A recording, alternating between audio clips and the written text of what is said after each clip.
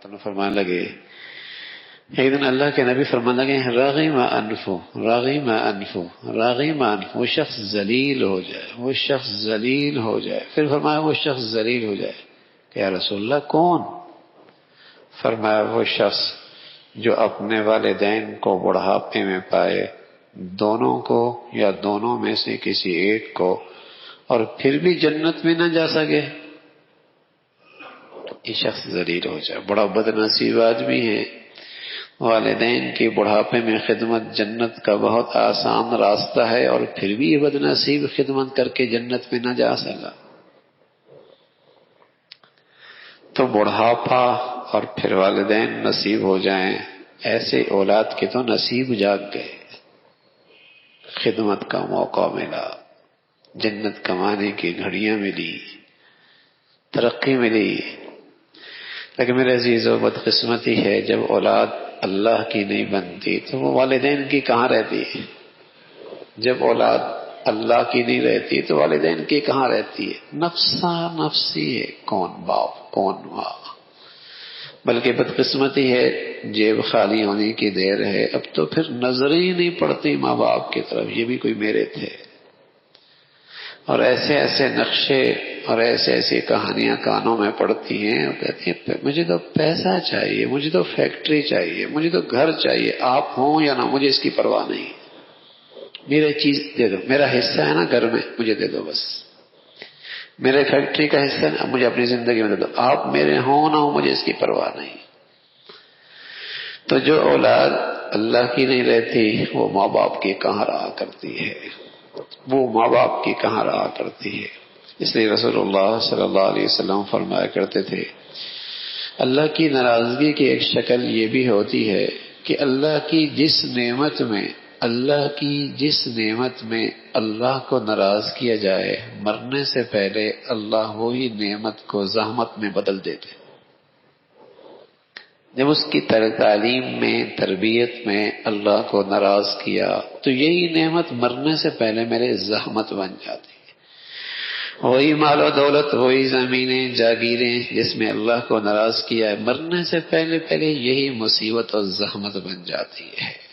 تو اللہ کی جس نعمت میں اللہ کو ناراض کیا، اس کی تربیت میں، تعلیم میں، دیکھ بھال میں، اس کے ساتھ معاملہ کرنے میں، مرنے سے پہلے وہی چیز زحمت کی شکل بن جاتی ہے۔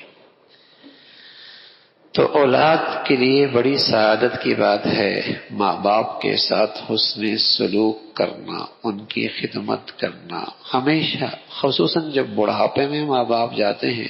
بوڑھے آدمی کی ویسے بھی ایک طبیعت ہوتی ہے کہ اس کی ساری توانائی سمٹ کر زبان پہ آ جاتی ہے، ہر چیز کمزور ہو جاتی ہے، لیکن زبان پہ بڑی طاقت ہوتی ہے، اس کی چاہت ہوتی ہے سب سنے میں بولتا رہوں، سب سنے میں بولتا رہوں۔ تو اور طبیعت میں جھنجھلاہٹ بھی آ جاتی ہے، ظاہر اعصاب میں وہ قوت، تحمل، برداشت بھی نہیں رہتا، جلدی ہی بات کو تحمل ختم ہو جاتا ہے، برداشت ختم ہو جاتی ہے، تو کچھ سختی بھی آ جاتی ہے، لہجے میں تیزی بھی آ جاتی ہے۔ تو ماں باپ کے ساتھ خاص طور پہ اس موسم میں اولاد سے کہا خیال کرنا، اف بھی نہ کہنا، بدسلوکی نہ کرنا، یہ ان کی سختی، ان کی یہ جسے کہیں کہ عدم برداشت تجھے برانگیختہ نہ کرے، تجھے بے صبرہ نہ بنائے، تم صبر کے ساتھ، حسن سلوک کے ساتھ۔ اگر ماں باپ کافر بھی ہیں تب بھی دنیاوی معاملے میں جب تک وہ اللہ کی نافرمانی کا حکم نہ کریں انہیں تکلیف دینا جائز نہیں۔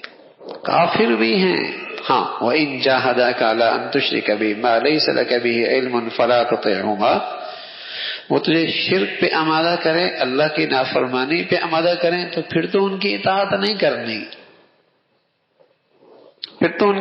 نہیں کرنی، لیکن ویسے اگر دنیاوی معاملے میں حد الامکان انہیں راحت پہنچانی ہے۔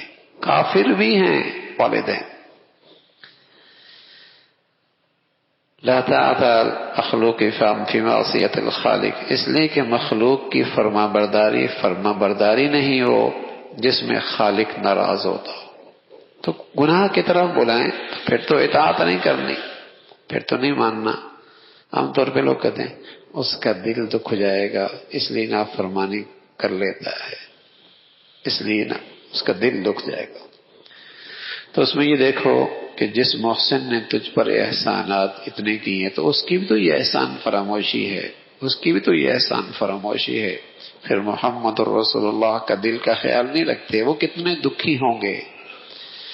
تو مخلوق کی ایسی اطاعت جائز نہیں جس میں خالق ناراض ہو، اور جہاں خالق کی ناراضگی نہیں ہے وہاں والدین کا خیال رکھنا ہے، ان کے ساتھ اچھا برتاؤ، حسن سلوک، ان کی خدمت، ان کی اطاعت۔